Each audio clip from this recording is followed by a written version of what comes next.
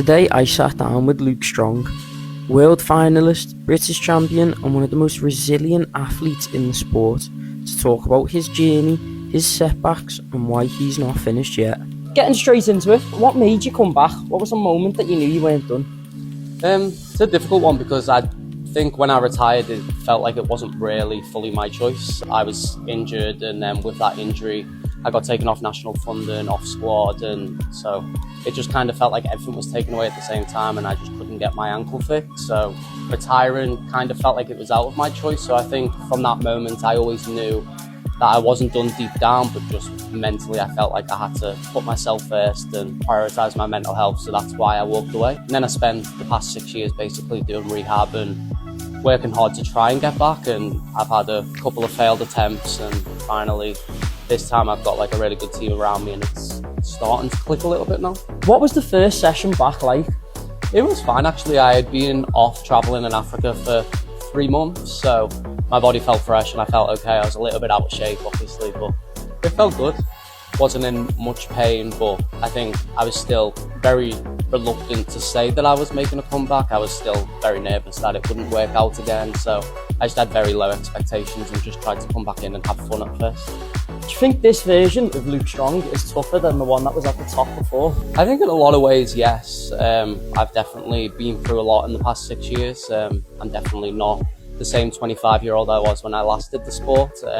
I've had a lot of life experience, I've travelled a lot and I've had to come back from a lot of injuries, so I think I am a lot tougher now and I think I've definitely got thicker skin and I care about people's opinions less. And I think this time around I feel like I'm doing this sport for me and not to please British Gymnastics or coaches or anything like that. It is just for me. If someone was watching this and felt like giving up, what would you say to them? I think for me, I went through a lot of phases where I felt like I wanted to give up and didn't want to do it anymore when it was hard, and I think that's a very normal and natural reaction to things that are not going well.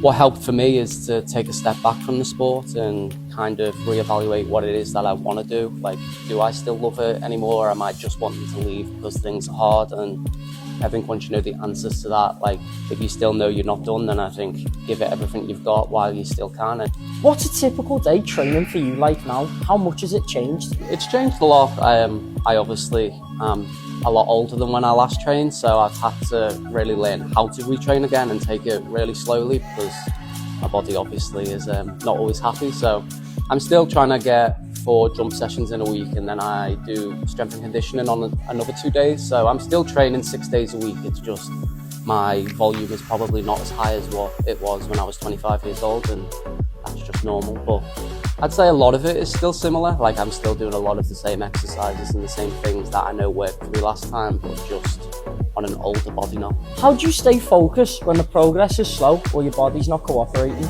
I think I just try and remember why I'm here still. I spent the last 6 years doing rehab and literally praying and hoping that I'd be able to get to a point now where I'm able to train, and I think it's difficult sometimes because it's very easy to be hard on yourself and want more from yourself when you're competitive. But I was just trying to remember that 3 years ago I literally prayed to be in this situation I am now, so I just try and take it all in my stride and try and enjoy it as much as possible. If you could speak to your younger self who's just starting out in trampolining, what would you say to him? I'd say be kind to yourself. You don't have to have all of the success in the world when you're 17 years old, and it's okay to fail. It's okay to put yourself first. And I think remember why you're doing the sport, because you love it, not for other people. And that 25 is definitely not too old to do trampoline. What's the proudest moment so far in your career, comeback or not? I think 2 sporting ones stand out to me. The European bronze medal that I won in 2014, that was a really proud moment. Like for myself, it's something that I dreamt about doing for so long, and I don't think I ever truly believed it would happen. So when it did, it was a bit of a weight lifted off. And then another one was making the World Championship final in 2018. I had been so close a couple of times, like missing the final by 0.1. So I was desperate to prove that I was capable of being in the top 8 in the world. So to do that again was very validating and kind of made me believe that I was a good athlete, I think. And then I think outside of sport, I think the proudest thing is the resilience that I've showed for the past 6 years. I think it would have been so much easier to just call it a day and not train anymore. Like, it definitely mentally and physically would have been so much easier, but I'm proud that I kind of stuck with it, and now I'm back in a situation where I'm able to train and have fun and do what I love to do. I don't know where this comeback ends, but I know that I'm not finished yet.